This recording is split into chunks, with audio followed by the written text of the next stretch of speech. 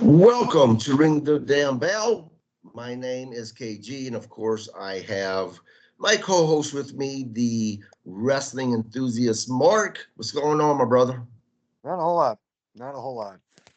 Yep, so tonight we're actually going to be doing the recap of Crown Jewel. But before we go there, some little bit of news. Just one thing, actually. So apparently, um, Corbin is being from WWE. He has been with the company for about 10 years. And, he's had different characters in those 10 years, but nothing has really seemed to catch for Baron Corbin. I think his most successful run was when he was first brought into the main roster as the Lone Wolf. But after that, he's had programs with JBL. He had the whole, bad luck Baron Corbin. Nothing has ever really stuck. So honestly, I'm not really surprised that he's being cut from WWE. Now the big question is he going to find his way to AEW, TNA, or even NWA? What are your thoughts on this? I think he'd be a great fit for NWA. TNA, I don't see him fitting in, and I think AEW would be wasting their money on him. To be honest, I think NWA would probably be the biggest fit for him if he continues to go the wrestling route. Yeah, yep, I agree with that. But let's get started with the Crown Jewel Hold recap. on, hold on. It wasn't just Baron that got cut. Tegan Well, Knox it got was cut. yeah, Tia Knox was cut, but I think Baron is the one that most people were surprised about. Indy Hartwell got cut. Yep, yep. So, but those people really, I mean, I don't think they ever made a real Impact. impression. Yeah, an impact. So Baron is about the only one. So that's why I only brought him up. But with Crown Jewel, I tell you, I didn't think it was anything special. I felt like that we were watching an episode of Raw SmackDown, to be honest with you. Um, it wasn't a bad show, but compared to WWE's other PLEs, I didn't think that it was up to par to what WWE normally gives us. So I'll give it a B minus. See now, I've come to know that these crown jewels are far vastly um, poor rated PPLs.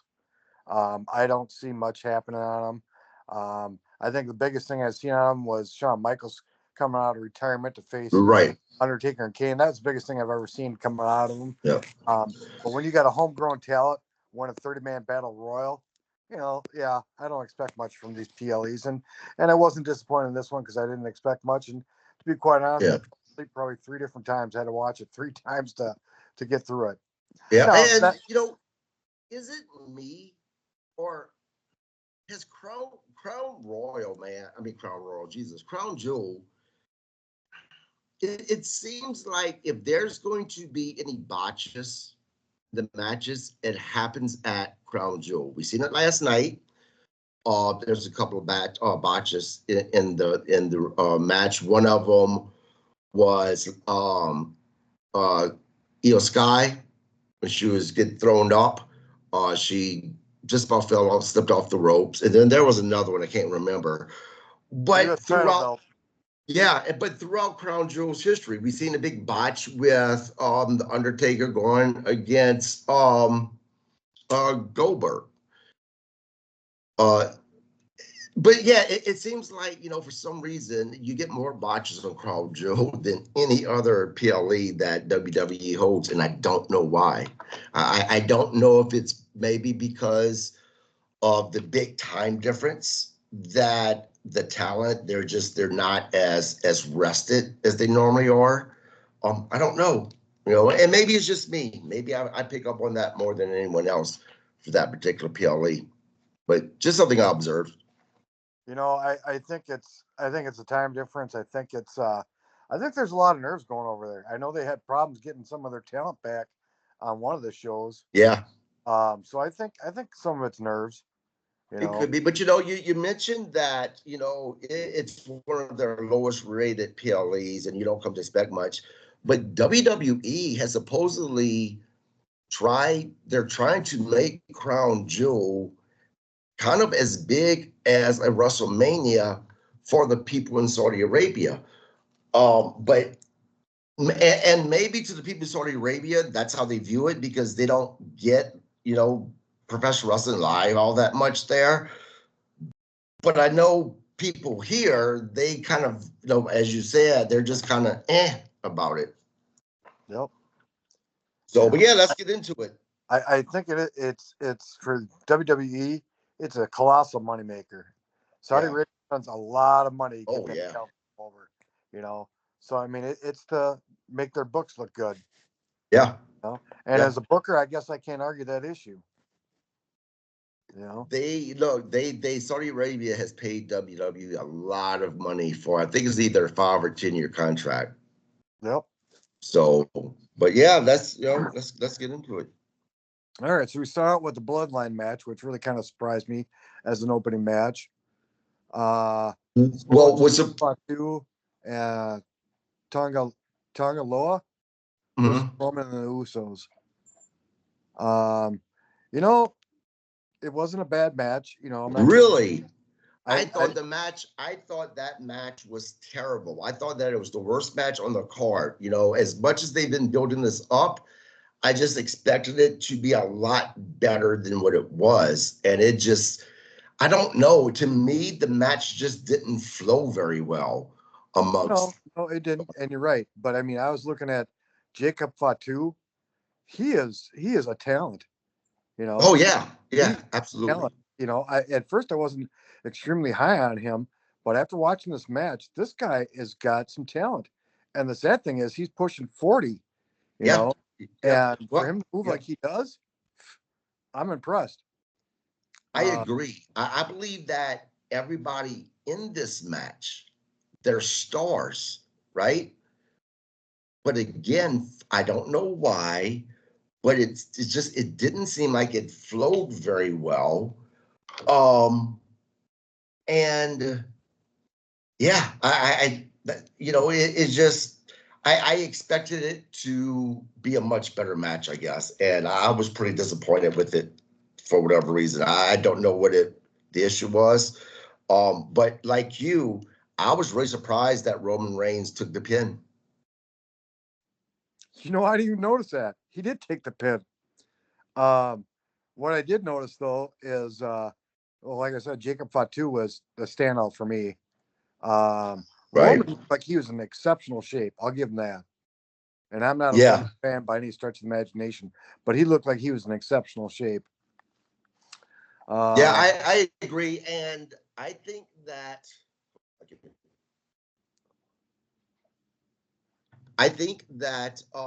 he actually Roman looked taller than I think I've ever seen him. Thin wise, he looked really thin compared to the size he normally is. well, So I didn't notice that, but that's okay. Let's see. New Bloodline had gave a beat down to Jay and his brother and Roman. Sammy comes out. Solo. exactly what we predicted. Yep. Solo kind of tries to embrace him. Sammy goes in for an embrace and then throws him. Then Sammy gets a beat down. Um, and then the old bloodline comes back and starts getting everybody down. And then Sammy inadvertently kicks Roman. Let's And stop right there for a second. yep. This is my issue with this. Now, if they're going with Sammy turning heel and joining the new bloodline, I'm fine with that. But what I'm afraid of is it's going to be the whole trying to prove himself to the original bloodline. Roman Reigns doesn't trust him. Um, you know, the Usos don't really trust him. Basically, this is my issue if they go that route. It's like they're just doing the whole original story once again, what they did with the bloodline with Sami Zayn, because a few years ago, that's exactly what it was. The bloodline didn't really trust Sami Zayn, and he had to prove themselves to him. So if they go this route, I don't know how interested I'm going to maintain with this storyline because they've already did this. So I hope that they're going with Sami Zayn joining the new bloodline instead of doing the whole we gotta, work to trust you, Sammy, with the original bloodline. Well, you know what? I've already lost interest in this, to be honest. I mean, after watching this match, I was like, really, where's this going to go? You know, one bloodline's going to have to give up being a bloodline, basically. Um, so the two Tamalongas and Tamaloa are going to be jobbers somewhere. Um, Jacob Fatu will be a monster for a little bit, and then he'll be a jobber. And Solo to me is always a jobber. Yeah, I agree. Solo, when I call them all stars, I should have mentioned that Solo, to a certain degree, I guess, he's a star, but at the same time, he just doesn't impress me in the ring whatsoever. No, and I don't see him as, head of the table. I just can't see him. He doesn't strike me. He was great as an enforcer. I think he was phenomenal as an enforcer. I think he should go back to that role. But Yeah. I don't see the star power in him. Yeah, I think that with the storyline with the new bloodline, I think that they should have either went with either Jimmy or Jay as the tribal chief that started a new bloodline instead of Solo, because both of those guys are absolutely great, and I think they could have sold it better than what Solo has. Yeah, yeah. All right, so then we go to the women's four-way for the tag titles. Not a whole lot went on here. The end result was Piper climbed up the ropes and she accidentally squashed Chelsea. I actually laughed at that.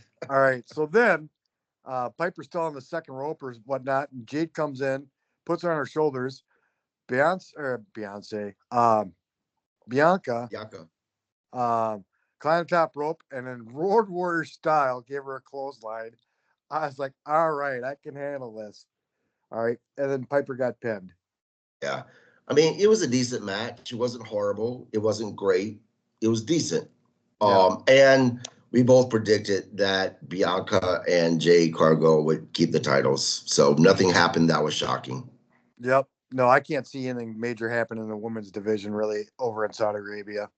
Mm-mm. Um, so next we go to Seth and Bronson Reed. This one took a while to start because they just kept fighting outside the ring. Uh, Yeah, you know, it was a nice seesaw, but Bronson Reed took the pin. Seth walking out says, "You keep challenging me, the same thing's going to happen." I just don't buy the viability of Seth legitimately beating Bronson Reed. exactly. I think that they just destroyed whatever chances they had for Bronson Reed to be this big monster in WWE. I think it's done. Yep, yep. And it's not taking anything away from Seth Rollins either. No, But let's just compare. I mean, come on. Now at least though, I'll give them this. At least it took Seth Rollins stomping him on the stairs or the metal stair on the quote unquote steel stairs, right? And as well as a couple of other things before he was able to get that pin, but still. he gave him a super stomp. Yeah. When Michael Cole said that, I wanted to throw up. I'm like, oh, it Yeah, was just horrible. yeah. Michael Cole's a great seller, though. Yeah, He is, but calling it a superstar, I don't know. It was kind of like they were treating me like I was a kindergartner. yep, That's yep. how I felt. So, all right. So then we go to Nia versus Liv. Actually, surprisingly, this was a little bit better than I thought. As predicted, there'd be interference, and there was. Tiffany came out. She was going to cash in her money in the bank. Nia Jax stopped her. Um, Tiffany came back out to cash it in. Raquel came out to stop her. Eventually, Dom came out through the um, Briefcase. briefcase. Thanks in the ring. Referee came over and Liv hit the obliviator and pinned Nia Yep. Jax. I tell you, Remember, I told you that if Liv Morgan was able to beat Nia Jax clean, I'd be done with them. I liked what they did with this. Nia Jax controlled most of the match. She beat the snot out of Liv Morgan most of the match, and it wasn't until the outside of the outside Interference. in, yeah, interference, and and then Dom, having to have Liv hit her with the Money in the Bank briefcase. That's what it took to beat Nia Jax. I am okay with that. They protected Nia Jax from being this unstoppable, person, woman, if you will, by having all of this stuff having to be done to her in order for Liv Morgan to beat her. Now, what I'm surprised about, though, and you and I both said this, we thought that Tiffy would cash in that Money in the Bank briefcase and walk out with the title, and she didn't. So I like that as well because that's exactly what I was predicting. And the fact that I was wrong with that and it surprised me, that's what I like with professional wrestling, that I cannot accurately predict something. So yeah, I think it was one of the better matches Yeah. yesterday. All right. So then next we go with KO versus Randy, which was just utter chaos. It never even got started. A couple people got KO'd. A couple people got RKO'd. You know, including who was it? Adam Pierce got RKO'd. Yep, Adam Pierce. So there's gonna be some Yep, fun handing out and whatnot. yep. And Now, did you notice if you go a little bit before the match, whenever Randy Orton was talking to Cody Rhodes, they made it obvious that when Cody really wasn't looking at Randy, Randy looked at that belt, right? This is the second time they've done this now. Randy Orton is going to be fighting Cody Rhodes for that title pretty soon. Now, will it be a heel Randy Orton? I don't know. I hope so because I love heel Randy Orton. And Randy Orton, this is the biggest this man has ever been. He's close to 300 pounds. And to have a heel Randy Orton this size, you want to talk about someone that can be dominant and a monster? That would be Randy Orton. Yep. Yep. And it doesn't matter if Randy Orton's a heel or not. I'll still love him. Oh, yeah. Yeah. Randy can do no harm at this point. Oh yeah, it's impossible. Randy Orton could curb stomp his mom's head and we'd still cheer. Yeah. Tell you what, he's really starting to look like his dad. And speaking of, I love, I actually popped when I seen KO wearing Bob Orton, Randy Orton's dad's shirt. Oh, that was just great. Great. Loved it. Yep. All right, so next we go to the U.S. title match. Andrade, Camilo, and LA Knight. This had some high spots, but it wasn't overly exciting, but it had some good spots. Um, Mm-hmm. I think they're wasting talent on Andrade because I think he's just a superior talent, to be honest.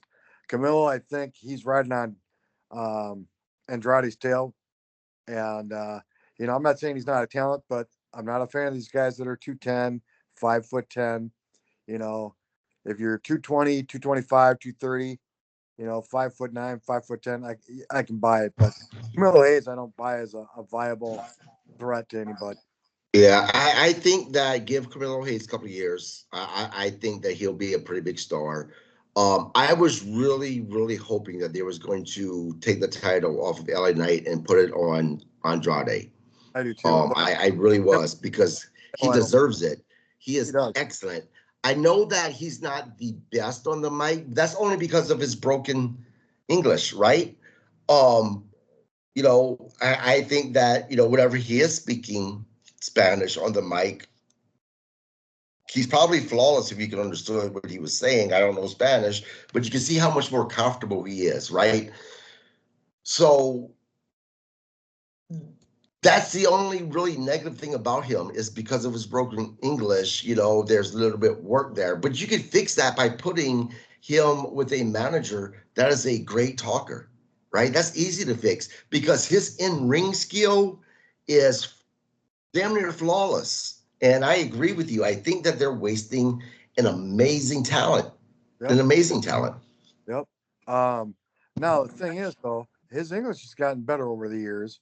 It has, Um, but you can still tell that he's not as comfortable yet on the mic when he's speaking English versus when he changed, to Spanish. You can just tell by his body language, he's speaking Spanish, just how comfortable he is on the mic at that point. oh yeah. Oh yeah. I really hate to say it, but I think they almost need to bring in Ric Flair. No, actually, I think they need to bring back the original person that was with him when he first came to WWE, and that is she's with LWO now. Oh, um, Selena. Selena. Selena is really well on the. She talks really well on the mic. She does with her promos, and when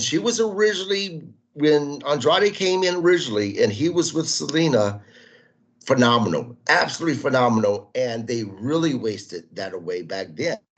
They need to put them two back together and give him a push because I think that you would really see the fans start to get behind him at that point. And again, I think that they're wasting one of the best talents they have there right now. Oh yeah. Oh yeah. And but so you know what? So did AEW when they had him. You know, Yeah, and I don't know why, man. because they're overstacked with talent. Well, I get that, but at the same time, some of the people there I see, both WWE and AEW pushing when they have people like Andrade and they're not giving him a push, it it it makes me want to go over there and bitch slap, the whoever's doing creative Yep. or shake them. But yeah, whatever. Yeah, Who am I? I'm a nobody. but WWE curtails these guys on what they can do in the ring, which is Mhm. because you know Andrade, Ricochet, some of these guys could put on one hell of a match.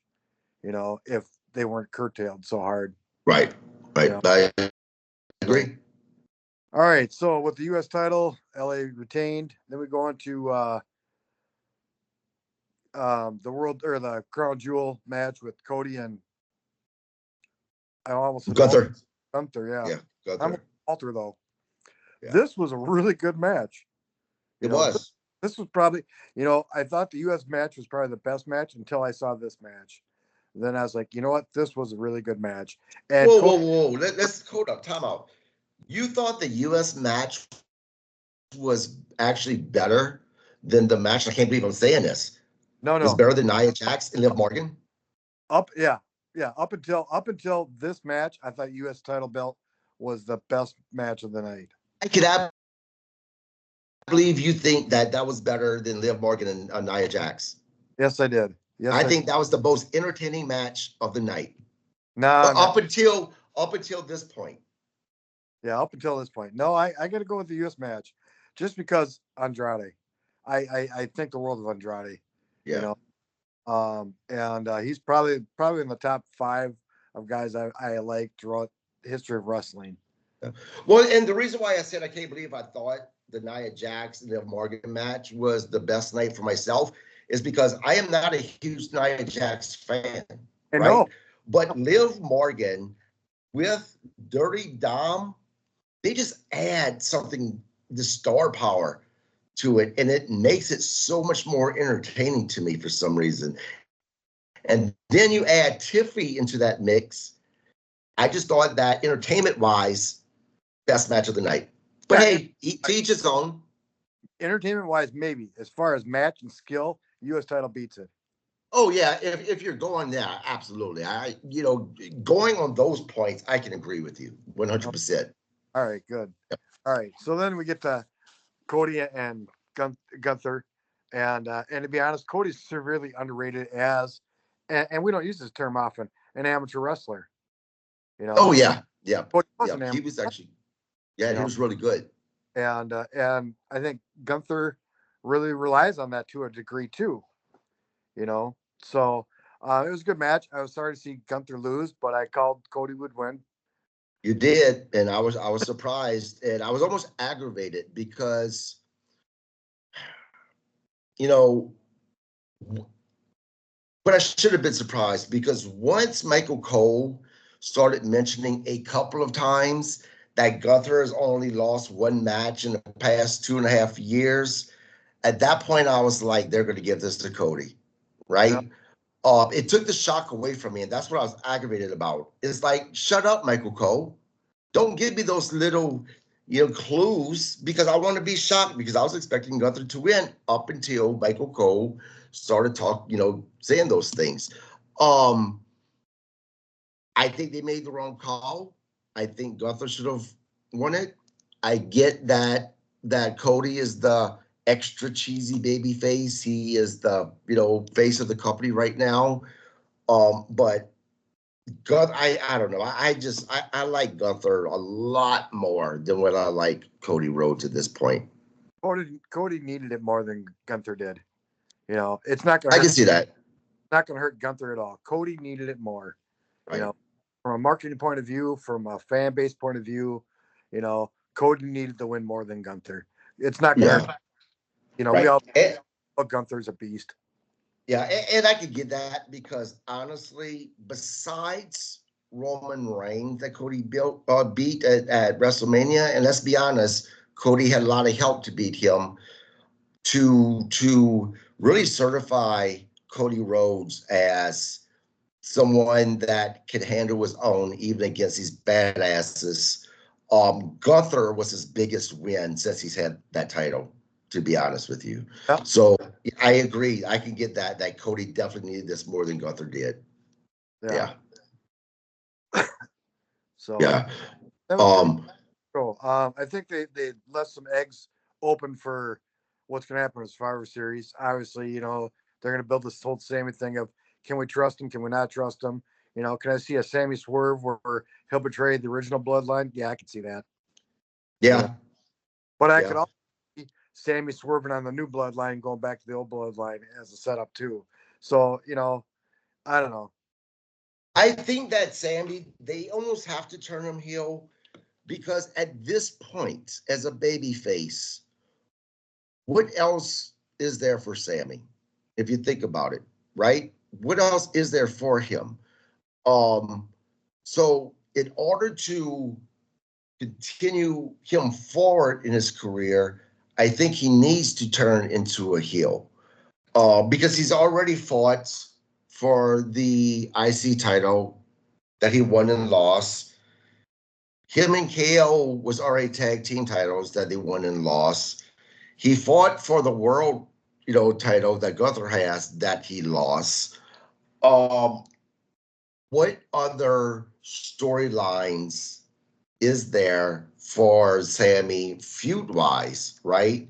As a babyface. So I think that they need to turn him heel, and I think that's why they're going to turn him heel. Because Sammy doesn't get the pop that he used to. You remember when Sammy was super hot, man, back when he was with Bloodline, he got massive pop. And I was worried about that because up until the Bloodline storyline, Sami Zayn, he would get cheered, but he didn't. People was just kind of about him to a degree. And then he got super popular with the Bloodline. And my question was always, what's going to happen once once the storyline ends? And I think Sami Zayn's starting to fall back to where he used to be at. So I think in order to rejuvenate him, they need to turn him heel. Just my opinion. Yeah. Well, I'm not a Sammy fan, so I could care less either way, to be honest. Uh, you know, I just don't see the appeal to him. Sami Right. Zayn, Saudi Arabia goes over well. Sammy goes over well in Saudi Arabia, and that's due Oh, to his. yeah. You know, but for me, Sami Zayn, whether he was in the Indies or WWE, did nothing for me. Does nothing for Yeah. me. Uh, Well, there's wrestlers like that for everybody that just they doesn't do anything for him for that person. What would you give Crown Jewel grade wise? I got to go with like a C plus because I just don't. I don't get excited over. I was actually kind of even dreading watching it, to be honest. It took me probably an hour to get psyched up to watch it. And like I said, I fell asleep 3 times watching it, and I had, and it's like, oh my god, this is just, how can I do this? And it was part of the one pay or premium live event. I hate saying that. That I just don't get excited for. I just, it's for the crown jewel. I know Yeah. nothing spectacular is going to happen. There's not going to be a belt change. There's going to be more to the story added, but I don't see anything extraordinary happening during crown jewels. You're right, and I think that's why they probably saved Tiffy cashing in until one of their PLEs that's actually pretty popular. That'd be smart. Um, yeah, Survivor Series, I think it probably will be the one. But yeah, so that's pretty much the recap for Crown Jewel. It's funny that you gave a C plus. I was trying to be nice by giving it a B minus tonight. But I can agree with a C plus, B minus, around that. Because I'm like you, I don't get excited about Crown Jewel. There was nothing, besides the Bloodline storyline, which you're kind of over it. I'm still a little bit invested into it somewhat, but they need to they need to move it along because I am starting to get a little bored with it. But I mean, we'll see what's going to happen. But yeah, everybody, that was the recap for Crown Jewel. Don't forget Friday, I'm going to have Baby Doll, the Perfect 10, on discussing her career. So please subscribe and be watching for that. But again, subscribe to our YouTube channel, please. You can, if you are watching on TikTok, you can again go to my bio. The link's up there. Just press on the link and then subscribe. But yeah, that's about it. News wise, we will be back here Tuesday to talk about the fallout from Crown Jewel on for the Raw version of WWE. Other than that, I have nothing else going on. Real quick, the wrestler show event I attended last night, very entertaining, pretty good. I got to meet a couple of the guys, possibly going to have them on the show at some point to interview them, independent wrestlers. I try to promote the local shows around the United States because these guys are possibly the future stars of professional wrestling.